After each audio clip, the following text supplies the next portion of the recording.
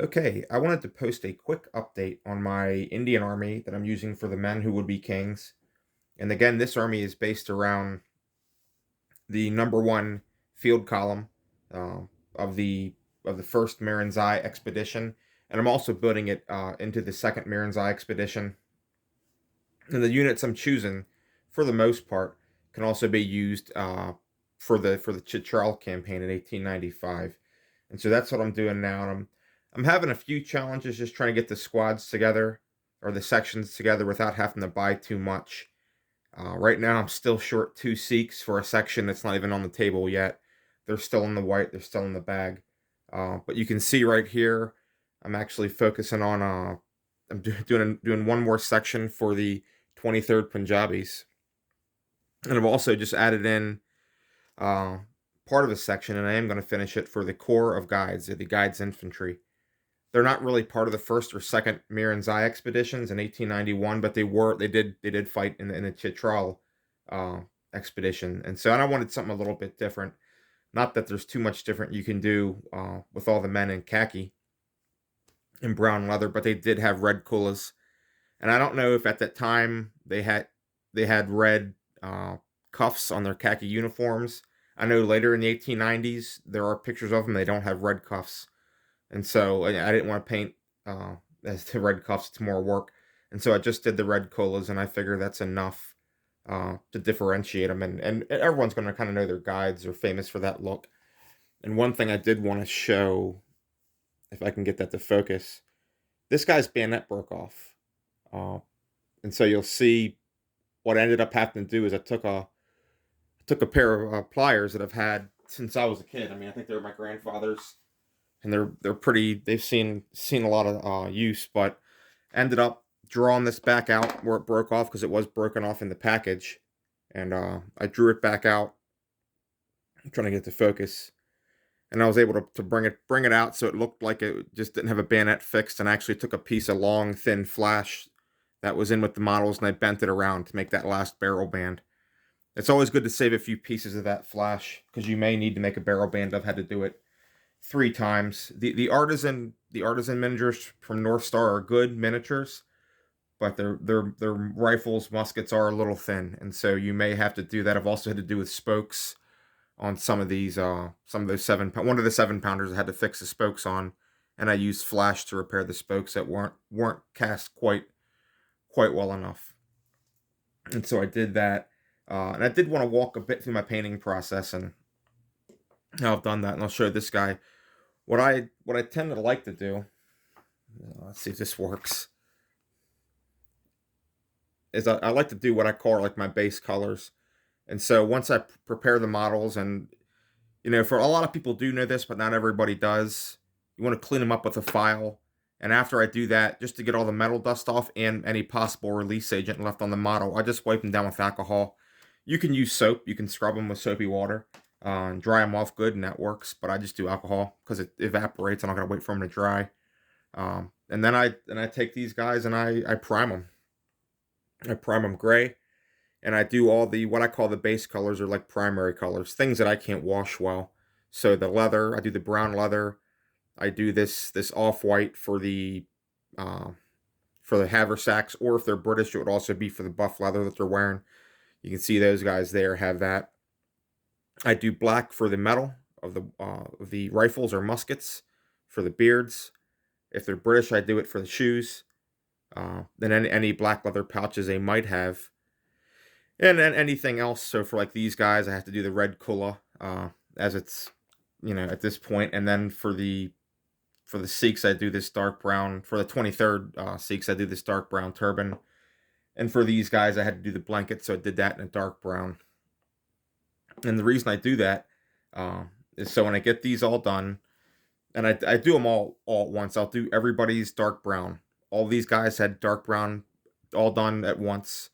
And then I went to the off white, and then the black, and then special colors, so the red and the dark gray. And I do those because those colors you really can't.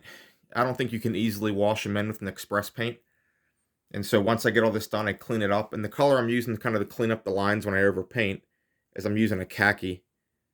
There's no real reason for that, but it's what I have and it's what works. I tried to mix in some grays to kind of, when I was first touching them up, and for some reason, and I think it's the texture of the primer, the gray doesn't take, at least the gray that I was mixing with this gray, the model color gray. And I was mixing it with the white, but it just didn't take. It wasn't taking the express paint well. But their tan earth takes it very, very well, and so that's what I've cleaned them up with. You want to be careful not to put too much. I'm going to zoom in, maybe if I can. No, I can't. Let's grab this up. And if you look, you can see this man's sun helmet.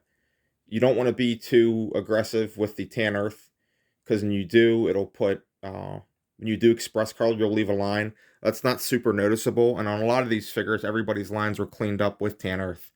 And so when you do it in little amounts, like I've done it here for this, it's not too bad. You won't notice it, but if you do a hard line like that, you will notice it. It doesn't bother me too much, because on real uniforms and sun helmets and things, you will see watermarks where they get wet, and it'll leave a line on it. So that's the thing you see with real equipment in the field, but I wouldn't want everybody to look quite like that. And so this is what I'll do once I get, and I'm 4 guys in now.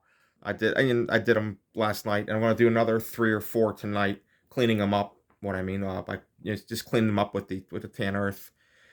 And then once everybody's done being cleaned up, then I'll go to the express paints. I do khaki drill for the uniforms, and I do tanned skin for the skin for these Indians. For the British, for the white guys, I would do one more base color, and that will be like a flesh tone.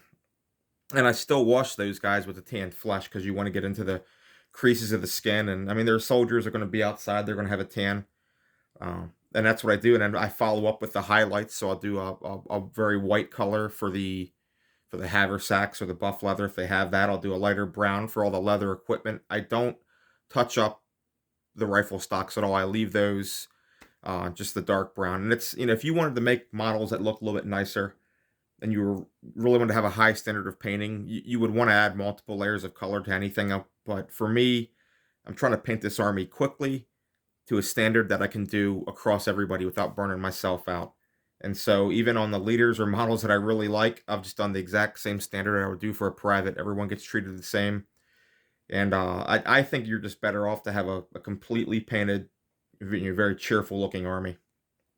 It's got good base, and you got some mixed foliage. I mean, this will look better. I used to play Warhammer when I was a kid, and it was, I couldn't imagine it now, but a lot of people would play with armies that had the bare minimum amount painted, like 30% painted, to a very low standard, just enough to get on the board. I don't think you see that as much with historical wargaming. There's a little more pride, pride and ownership with the armies. But that was my painting process, and I also wanted to show this because it's not something that I have seen shown directly on the internet, like a side-by-side comparison with the 2 Wargames Foundry Sikhs who have Martini Henrys at 2 different lines. Their Darkest Africa line and their Northwest Frontier line. And I don't know if this is going to come out well. I should have had a better setup, but this phone right now is set up on an aluminum clamp bar and 2 pink pearl erasers and 2 rubber bands. So that is how I'm holding my phone up. But you can see the scale is actually pretty close. These Northwest Frontier, the guys from the Northwest Frontier line, are slightly shorter than the Darkest Africa Sikhs, but the sculpting style is pretty similar. The equipment is the same, really the same. There I am. The same type of equipment. Nah, this is not gonna. Let's see if I can make this look a little bit better. And I'm sure if it's bothered me, it's going to be bothering anybody watching. You can see the equipment's the same style. They both have Martini Henrys. The bayonets are even comparable in size, which I like. And so even though the Northwest Frontier range is slightly shorter, it's not bad. And in reality, you're going to have slightly shorter and slightly taller guys in a unit. So mixing in a few is not really going to throw it off. It's not going to look bad. The Martini Henrys are about the same length. The bayonets are about the same size. And so that works pretty good. But this is just my quick update. I have 3 sections of men from the 23rd. I'm going to zoom back out. I have 3 sections from the 23rd now. I'm going to finish a 4th, and so that's what these 10 Sikhs are here for. Is to finish out a 4th section, and I have a 5th section, and I'm going to have for the 23rd Pioneers, and that'll be uh, 60 men. And I think I'm pretty much done with that regiment at that point. I could always keep adding because when you're playing the men who would be kings, it is a you're representing individual models, so you could play up to company size. Somewhere around 105, 107 men if it was a full strength company, and that's really a lot of figures to play with. But I think I'll be happy with 60.